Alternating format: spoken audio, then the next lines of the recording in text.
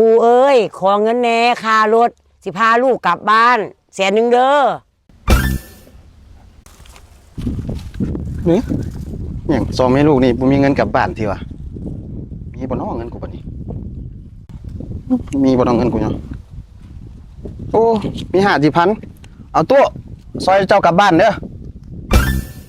ค่ารถกลับบ้านมีแต่50,000นั่นแหละขอบใจเด้อหลวงปู่เท่าหน้าอย่าฝากน้ำบักกะดีเด้อมันหักหัวคิ้วตั้ง50,000พุ่นอุ้ยได้ยินป่ะอันคากเนาะอันยังบ่ทันได้วิทย์ฮอด29นี่เว้าให้แล้วเนาะข่อยเป็นคนเอาเงินให้เจ้าได้แท้นะเจ้าบ่ขอบใจจะไปขอบใจอันสิ่งที่แนมบ่เห็นนี่วะวู้เอามาบ่ต้องเอาไปเอาน้ำปูพุ่นอุตส่าห์หวังดีวู้